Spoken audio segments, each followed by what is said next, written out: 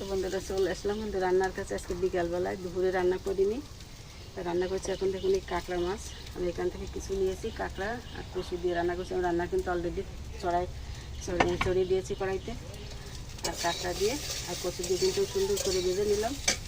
এখন কাঁকড়া দিয়ে তো দিয়ে দেবো আমি একটু লঙ্কার গুঁড়ি, 1 চামচ লঙ্কার গুঁড়ো দিয়ে হালকা একটু ভেজে নিলাম।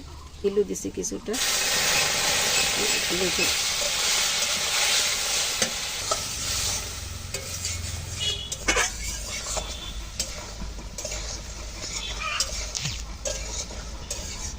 লঙ্কার গুঁড়ি দিয়ে কাঁকড়ার গিলু দিয়ে সুন্দর করে একটু কষিয়ে নিচ্ছি। আমি হালকা একটু জল দিয়ে নিলাম, লঙ্কার গুঁড়ো দিয়ে আর কাঁকড়ার গিলু দিয়ে সুন্দর করে একটু ভেজে নিচ্ছি। আর হালকা একটু জল দিয়েছিলাম, তা নাহলে কিন্তু লঙ্কার গুঁড়িটা একটু জ্বলে যাওয়ার ভয় থাকতো। তাই হালকা একটু জল দিয়ে আমি সুন্দর করে কষিয়ে নিচ্ছি। কাঁকড়া দিয়ে আর কচু দিয়ে কিন্তু সুন্দর করে আমি ভেজে নিলাম গিলু দিয়ে। তখন এই কচুগুলো কিন্তু হাটের কেনা, যে পানি কচু বা শোলা কচু হয়, সেই কচুগুলো আমি এই যে কিছুটা এখানে নেওয়ার জন্য এই যে, আর এই গোড়ার অংশ দিয়ে কিন্তু আমি তরকারি রান্না করছি।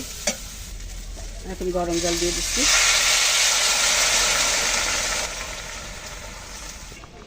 তরকারিতে সুন্দর জাল উঠে গেছে। আমি দিয়ে দিচ্ছি এখন 1 চামচ হলুদ, দিচ্ছি পরিমাণ মতো লবণ,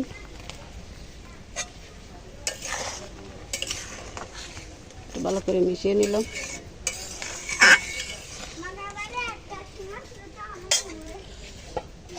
একটু ঢাকা দিয়ে দিচ্ছি, ঢাকটা তুলে দিচ্ছি।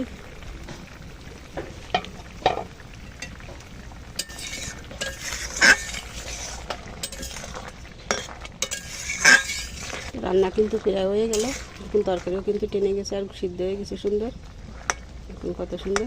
আর এই কচুগুলো কিন্তু এর থেকে বেশি সিদ্ধ বেশি হয় না, এরকমই থাকে। আমি এখন সবশেষে দিয়ে দিচ্ছি 1 চামচ ভাজা জিরার গুঁড়ি আর ধনিয়া একসাথে ভাজা, সেটা গুঁড়ি করে রেখেছিলাম, দিয়ে দিলাম। ভালো করে মিশিয়ে নিয়ে আমি এখন তরকারি নামিয়ে নেব।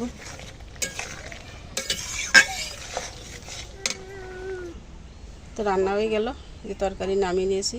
তো কেমন লাগলো আপনাদের কাছে দেখতে বন্ধুরা কমেন্ট করে জানাতে কিন্তু ভুলবেন না। তো সবাই ভালো থাকুন, সুস্থ থাকুন। আজকের মতো ছোট্ট ভিডিওটি এখানে রাখছি। সবাইকে আগাম শুভেচ্ছা জানিয়ে আজকের মতো সবাইকে অসংখ্য ধন্যবাদ ও নমস্কার জানাচ্ছি, এতক্ষণ কষ্ট করে আমার সাথে থেকে ভিডিওটি দেখার জন্য। তো সবাই ভালো থাকুন, সুস্থ থাকুন। ধন্যবাদ সবাইকে, নমস্কার।